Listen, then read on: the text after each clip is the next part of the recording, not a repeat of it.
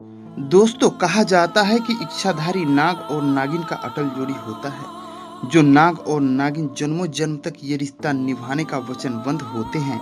माना जाता है अगर नाग को नागिन से दूर कर दिया जाए तो नागिन का गुस्सा सातवें आसमान पर होता है और वो उनसे बदला लेने के लिए 7 जन्म तक इंतजार करती है।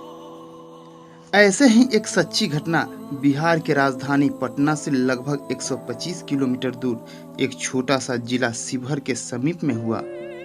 जब मनोज किसी काम से मुजफ्फरपुर आया था और काम खत्म होने के बाद जब वो अपने घर को वापस जा रहा था, तब वो जल्दी पहुंचने के क्रम में अपना बाइक तेज चला रहा था।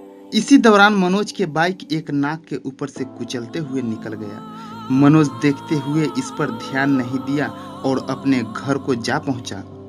और जहां पर मनोज के बाइक द्वारा जो नाग का मौत हुआ था, वहां के लोगों द्वारा कहना है कि मरा हुआ सर्प के पास एक और सर्प आकर उसे काफी देर तक अपना फन फैलाए देखता रहा। और कुछ लोगों का यह भी कहना है कि ये दोनों नाग नागिन का जोड़ी था, जो पास के पुराने खंडहर में जो अंग्रेजों द्वारा बनाया गया था उसमें ये दोनों रहता।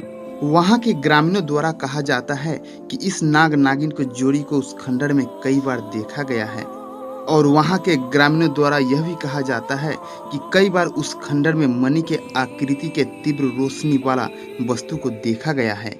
दूसरे दिन जब मनोज अपना किराने की दुकान पर था तो उसे दुकान के अंदर एक नागिन दिखाई दिया।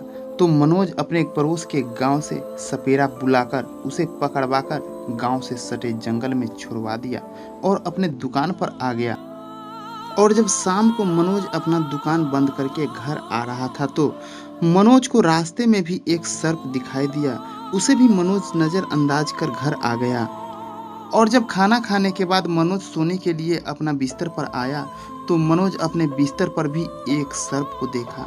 तो मनोज फिर से सपेरा को बुलाकर उसे पकड़वाकर घर से बाहर निकाल जंगल में छोड़ने के लिए कहा। मनोज नाग को कभी नहीं मारता था क्योंकि मनोज स्वयं एक शिव भक्त था। ऐसे ही मनोज को 4-5 दिन उस सर्प को झेलना पड़ा। तब मनोज एक दिन स्वप्न में देखा कि वो बाइक से कहीं जा रहा है और उसके बाइक के नीचे सर्प आ गया और सर्प का मौत हो गया। फिर उसे उस नाग के जोड़ी स्वप्न में ही मनोज का जीना दुश्वार कर दिया। सुबह जब मनोज बिस्तर से उठा तो सोचने पर मजबूर हो गया कि हमसे कहाँ भूल हुई है। काफी देर सोचने के बाद मनोज को याद आया फिर क्या था। मनोज तुरंत बिस्तर छोड़ा और वहां पहुंच गया जहां पर उसके बाइक से उस नाग का मौत हुआ था। वहां पहुंचने के बाद देखा तो सर्प का शरीर काफी बदबू मार रहा था।